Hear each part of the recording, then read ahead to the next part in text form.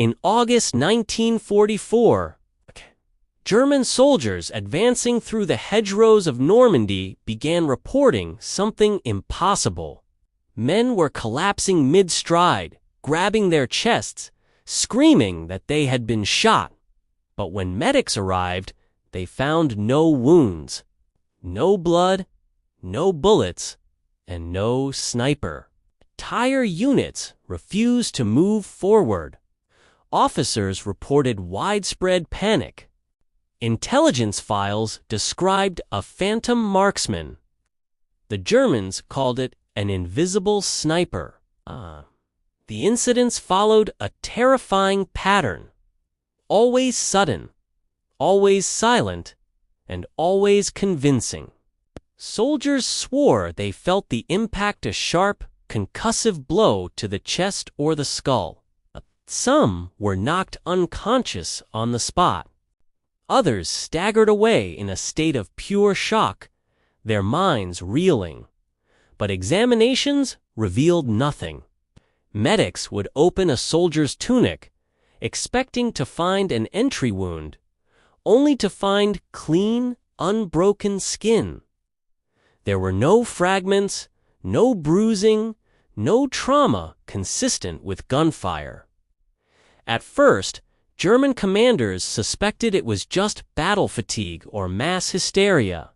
That is, until experienced, decorated veterans began reporting the exact same thing. By late summer, the situation had escalated. German intelligence could no longer dismiss the reports as mere combat stress.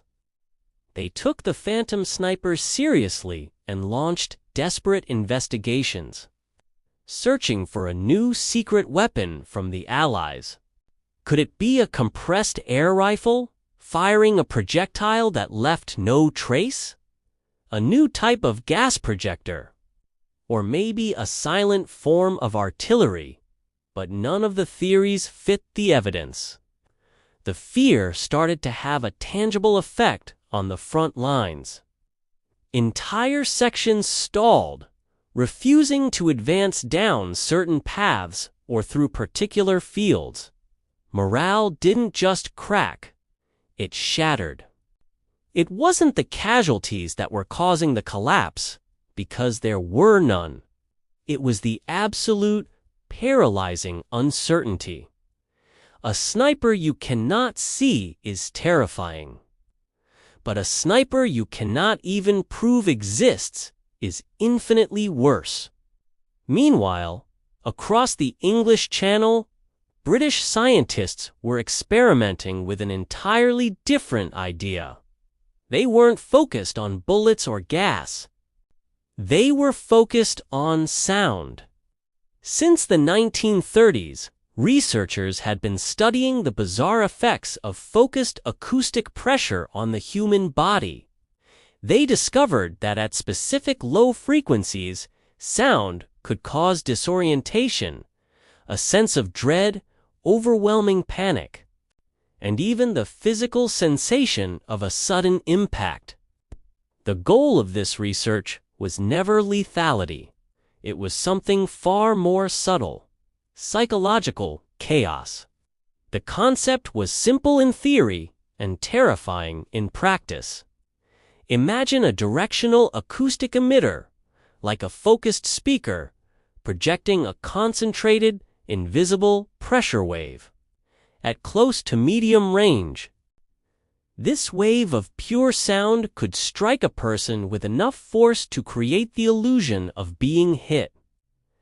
Test subjects reported intense chest compression, sudden, sharp pain, and an immediate loss of balance.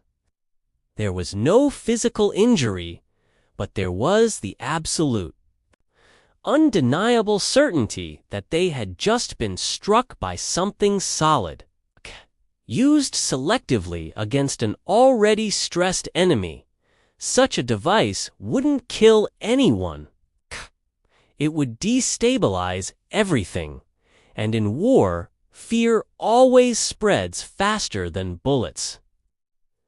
This is where history becomes unclear.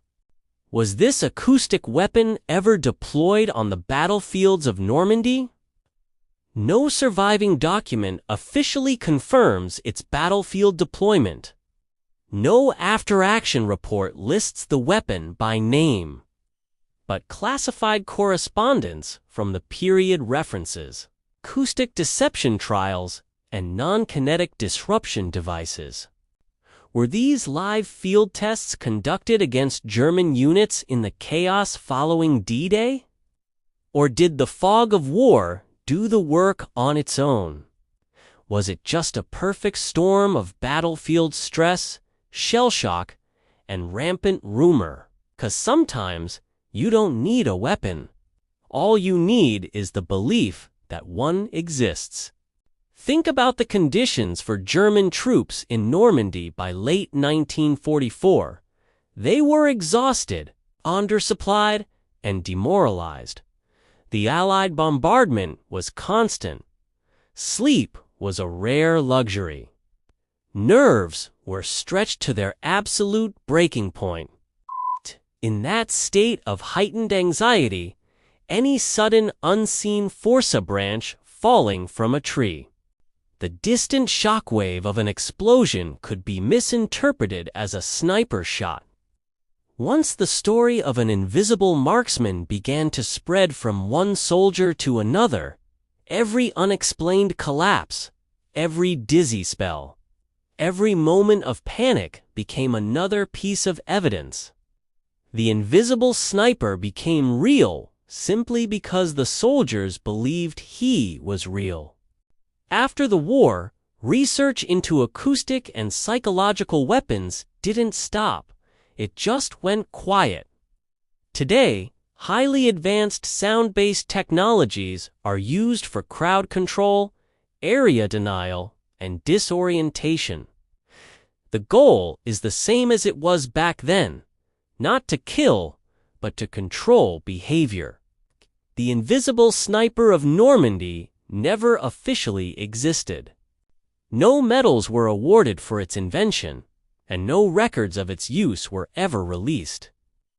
And yet, for the terrified soldiers who froze in those Normandy hedgerows, convinced a phantom was hunting them, it was as real as any rifle. Because the most powerful weapons aren't always the ones that fire a projectile. Sometimes, they're the ones that simply convince you that you've already been hit. Thanks for watching.